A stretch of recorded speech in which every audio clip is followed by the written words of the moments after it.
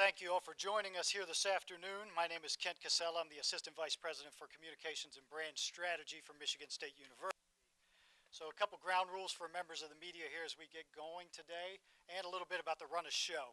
So we'll start off this morning, and I will turn the MC duties over to our Provost at Michigan State University, June Hewitt. She will be our MC for this afternoon's news conference and walk you through each of the speakers. The run of show for today will be remarks from President Homburg of DPTV, President Simon of Michigan State University, and there will be an opportunity at the end where we'll open it up for questions from all of you here, members of media that are in attendance.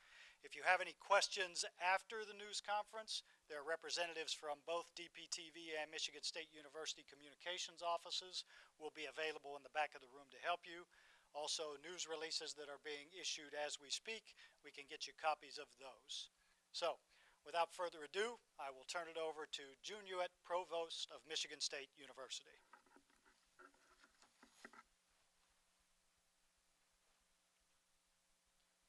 Thank you, Kent, and thank you to all of you who are here this afternoon. This is really quite an exciting opportunity for Michigan State University as we, along with Detroit Public Television today, are here to talk about a bold new collaboration between Michigan State University and Detroit Public Television. It really is an opportunity to link one of the finest research universities, one of the top 100 research universities in the world, with one of the leading public television broadcasting stations in the country. This is an opportunity to work in Detroit for Michigan State University to expand and extend our reach, to work consistent with our mission, to bring the talent of the entire university to the kinds of things that we are most concerned about and most interested in the Renaissance of Detroit. And we do that along with a partner that we greatly respect across Michigan, across Detroit, and nationally recognized again as one of the leading public broadcasting stations in our country. We are appreciative today of our trustee, Brian Masalam, who's here with us. We have, of course, the support of the Board of Trustees as we link arms with Detroit Public Television. And so now to talk about the details of our relationship, our partnership, the extension of the work that we've been doing for quite some time is the president of Detroit Public Television and CEO, Rich Homburg. Thanks and good afternoon. 8 years ago, we went to our board and said, we need to chart a new path forward at Detroit Public Television. And for a minute, we need to stop thinking about programs and we need to start thinking about issues. And we came to concentrate on 5 issues: children education, arts and culture, leadership and public affairs, energy, environment, and health. And our goal was to understand the needs of our community deeply, to understand where we could play a role for our community, to form significant ongoing partnerships like what we're describing today, have a bold vision, but then get busy and take on new projects and get going at that business. And along the way, our commitment around preschool issues and our commitment to Detroit has grown and grown, and that's a big part of our strategic plan. Very specifically, we see ourselves as Detroit outward. We define our geography as Detroit outward. Lots of places we can go, but our day starts thinking about Detroit and everything we do for this community. Equally, our effort around preschool is specific. How do we take the incredible assets of PBS and assets we create, and how do we connect them to communities? And what we've learned along the way is partnership is key. We've gotten very involved with the Corporation for Public Broadcasting. They've been very generous with the station, and with PBS and working with them on the incredible assets that we bring together for children around school readiness and lots of support for parenting and caregiving. But we also found that we needed to dig into real partnership in our community, and looking around along the way, we've gotten very engaged with Michigan State University through their faculty outreach folks, through the center here, and along the way, projects with veterans, projects around the NEA, the National Endowment for the Arts and National Endowment for the Humanities effort. A number of projects. We've worked with Unite, Center for Environmental Journalism, and on. And we looked at it, and a growing relationship and opportunity was evolving. And obviously, as we head into important decisions about the future of public broadcasting, we reached out to the university and said, let's talk about what we could do together. and the provost helped convene a meeting which was incredible, outstanding, and we talked about where we thought things were going, and we talked about how we could tap into the incredible School of Education, or the School of Social Sciences, and obviously one of the strongest comm art schools in the country, and an ongoing partnership with WKAR. For those of you may know, obviously off the record we air weekly. At the same time, the last two gubernatorial debates that were held in our state wouldn't have been held without public broadcasting and a partnership of public broadcasters that includes WKAR and Detroit Public Television. So on and on, we've seen real opportunities, and we sat down recently and said, let's think about how we could come together and create more opportunities, more synergy, more content, more engagement, and a larger relationship to serve the citizens of Detroit outward, including all the citizens in Michigan. And the provost, the dean of the School of Communications, the president's office have been tremendous.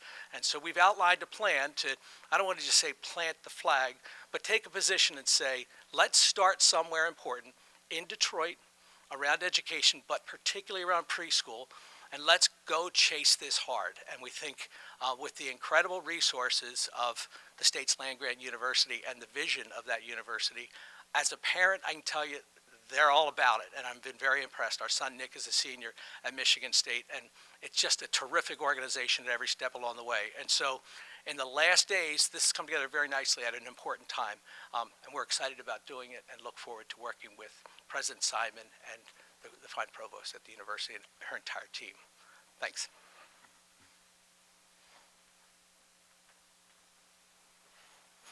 And now I'll introduce the president of Michigan State University, Luana Simon.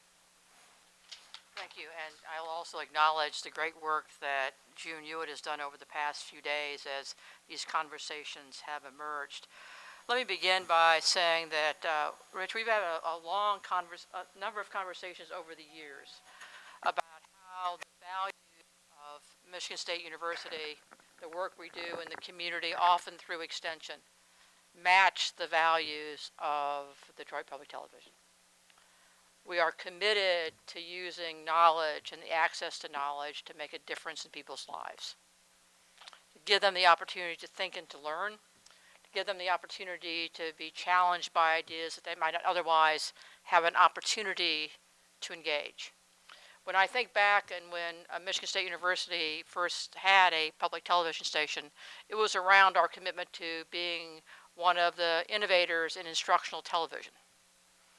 And the public station was simply an adjunct to that work, a way of bringing in more assets and opportunities to the university and to the mid-Michigan area at that time.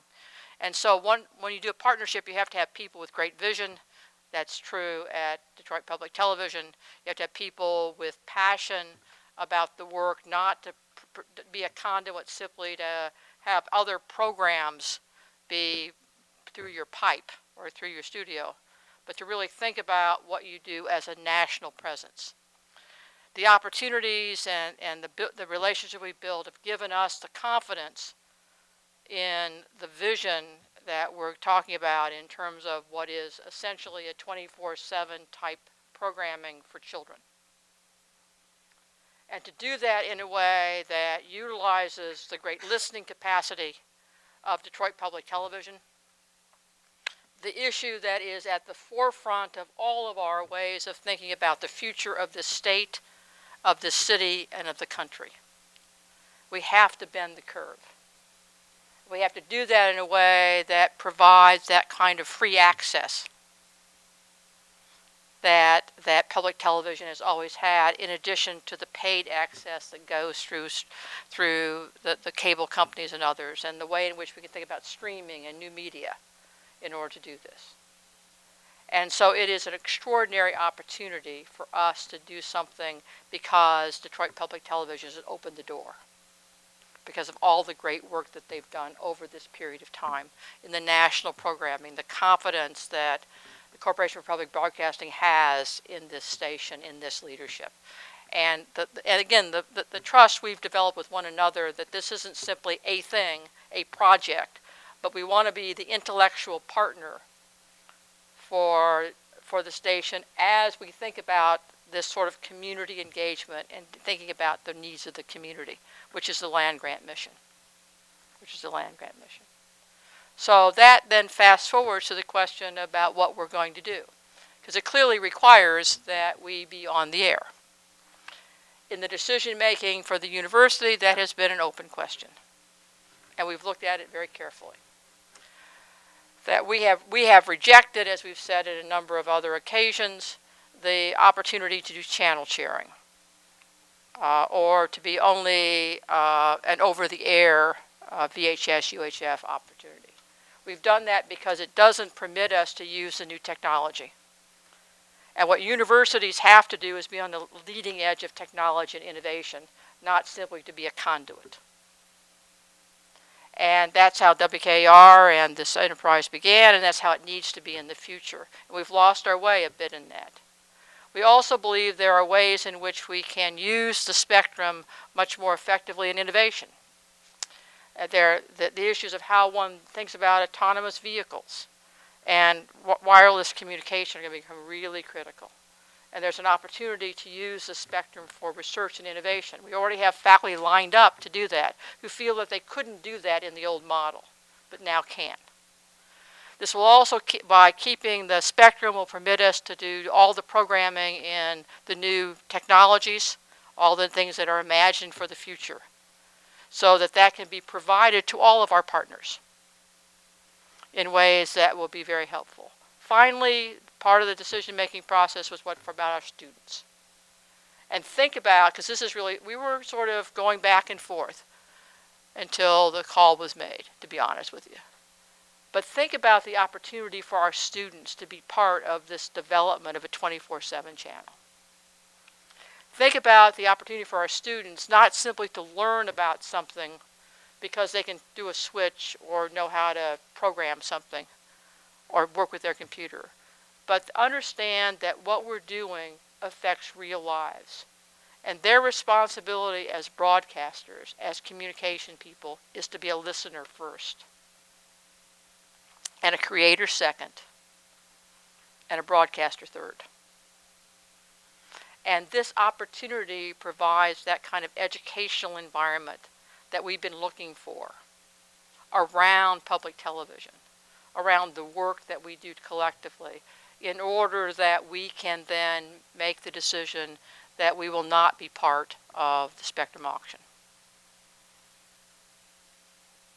And that opens up all of these doors. It will require us to change, to be a bit different kind of institution. But through the intellectual partnerships, the commitment that programming has to be, this is an epicenter so that we're bringing the best of the world to Michigan and the best of Michigan to the world. And we're doing that across socioeconomic class. We're doing that with innovation. We're doing that in very different ways. And we couldn't have a better partner to encourage us to do that than this station.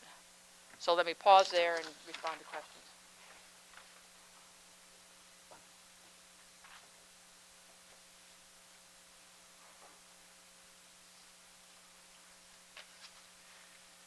Thank you, President Simon. At this time, let's open the floor up to questions from members of our media in attendance. I'd ask you that you please just state your name and your organization that you represent, and we'll open it up to any of the panelists that you heard speak here today. So please, let's open for questions. If we have any questions. Go ahead, Scott. Yes, even though I know you, but go ahead, please.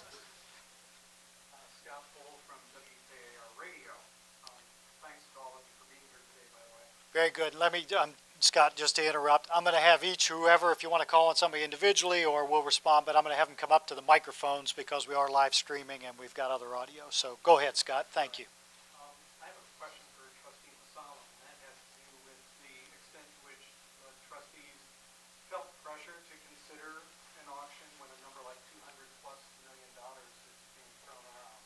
I know the board empowers the president to make this decision, but can you tell us about the board's process leading up to that moment? Sure. So you're asking if the pressure was from the administration or? No, we were kept apprised of the process. We had to come up with possible options and to look at the scenario. There really wasn't any pressure.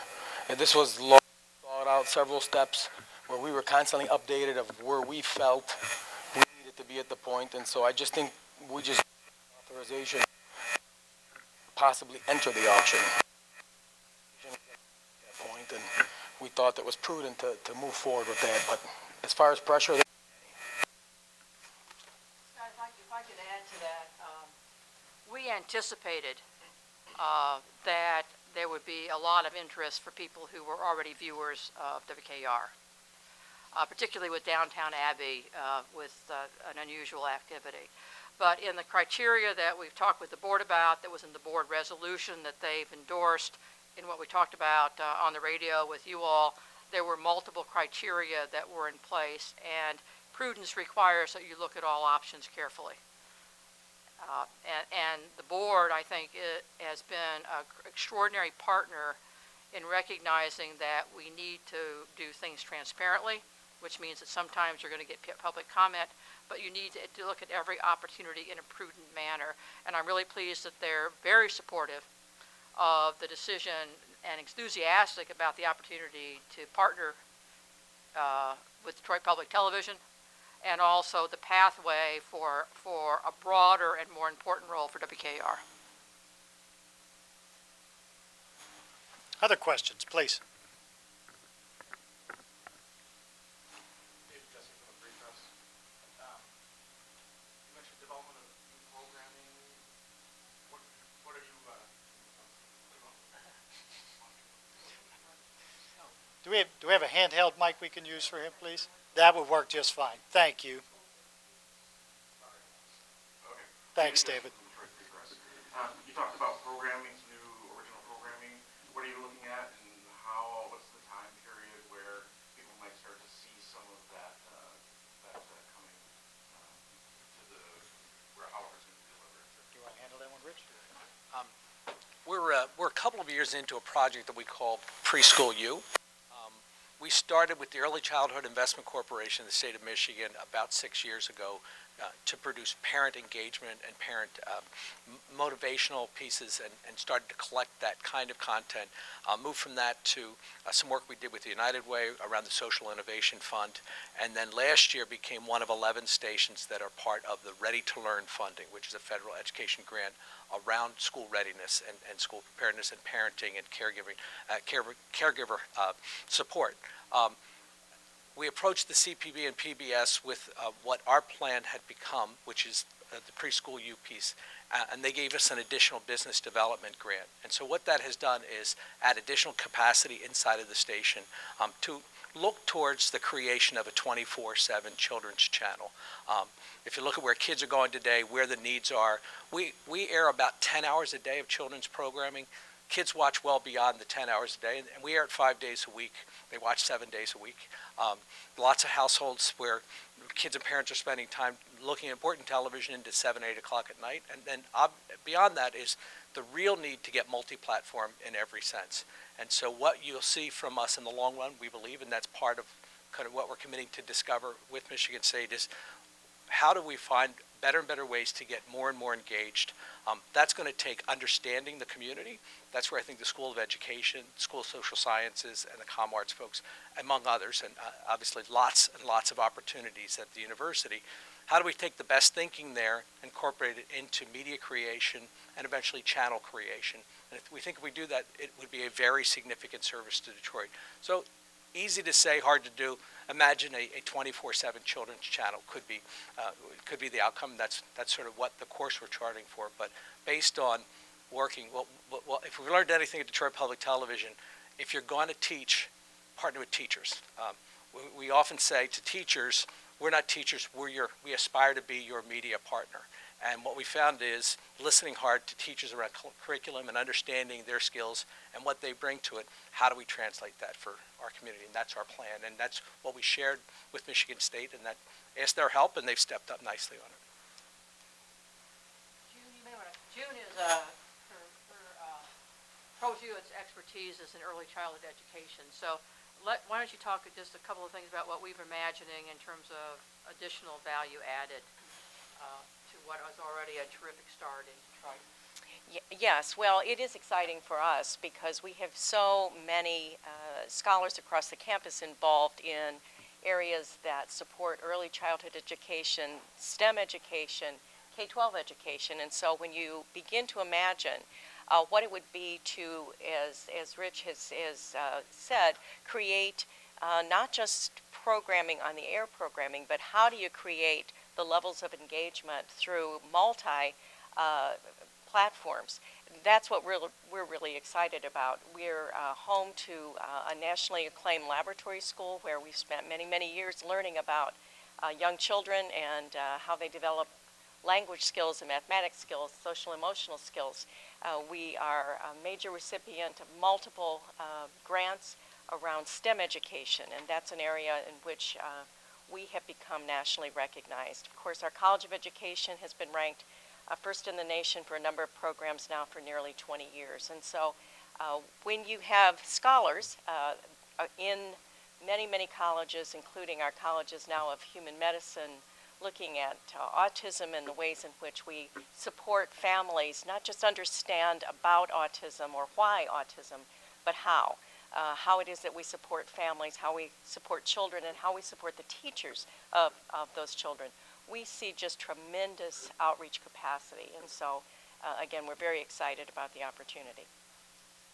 Let me underscore, and Rich, you need to comment on this.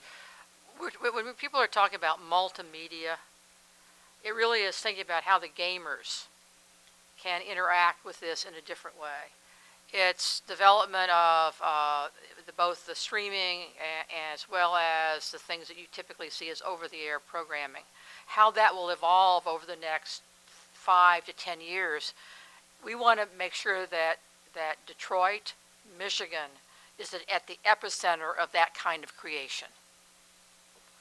And so we're very fortunate that with Preschool You and all the things that Detroit Public Television has already done, that they've gotten a momentum in this area because they've listened to the needs of the community. We do that through extension in terms of the parenting pieces, a whole range of things that we're doing about reading. And so now we're going to push that all together, but more importantly, we're going to launch it in thinking about how all these media models work together in the future. And think about having an app on the phone that a student creates as a part of this that goes with the program, not as separate from a program. Imagine all of the ways in which we can think about a learning environment in a studio that could be part of what these children do, along with like the community music program. I mean, you can think about a whole bunch of things that have yet to be imagined, or maybe they're imagined by me and by Rich and by others, but are not still part of the normal way you think about public television. But they come from those core values. That's what's really exciting about this, and that's why we were really prepared not only to partner enthusiastically, but to make a decision about the station and its assets that had to account for all the digital capacity of the future. If you really want to know where the future of media is going, look at 4-year-olds. Today, about 30% of all viewing of children's programming on public television is not on public television. It's on other platforms. It's time shifted, it's video recording, but it's also all of the apps that PBS has developed. And so we really live in an and/or world, not an either/or world. Our core station, our base station is very important to this community. And with kids, 70% of the viewing is still right there. At the same time, 30% is on other platforms, and you can expect that will continue to grow. While our core station will always be important, how do we build that station with an eye towards how we engage in the community? The other piece of it is, obviously there's content and there's audiences, and what's in between, and where the opportunities I really think lie in extension services, in community, in buildings like this one.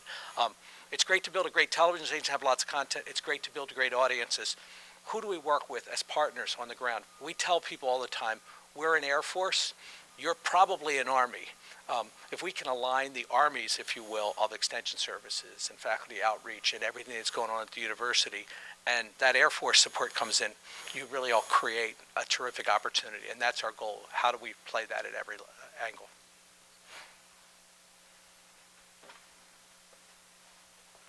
Other questions, please?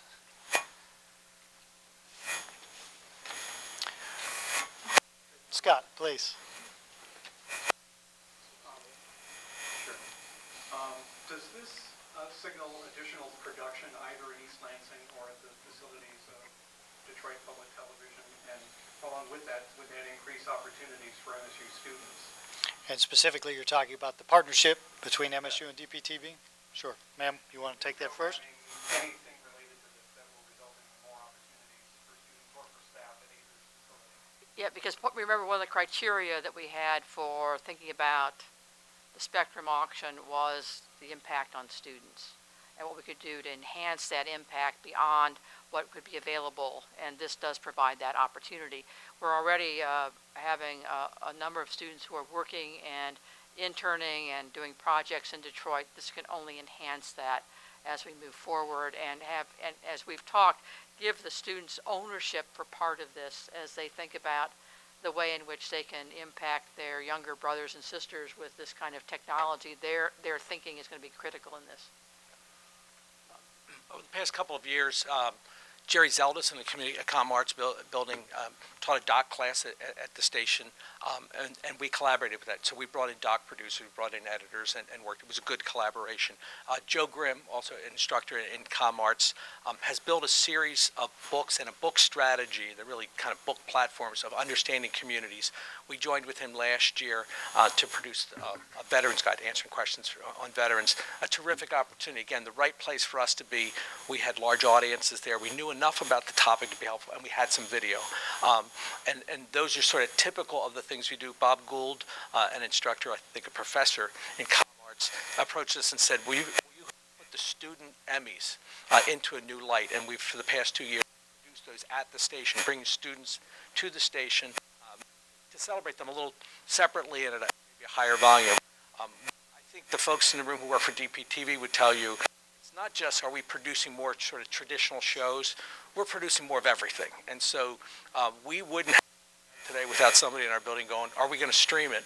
Because there are lots of people who can't be here, how do we get it to them? And so more nimble, more transactional, sort of, where do we get to? Sometimes it's a show, sometimes it's a stream, sometimes it's a short piece. Quite frequently today, it's an outside producer who says, I've got an idea, and we say, probably a place for that on the station or on our platform. And so it's all changing quickly.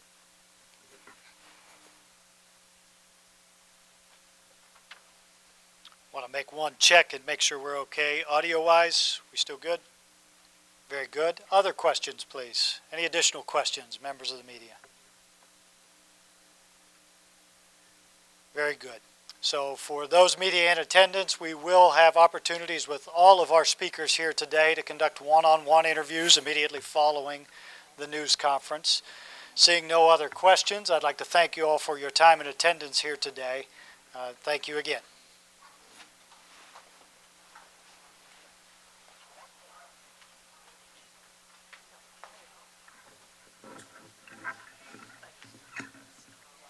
Slide right down.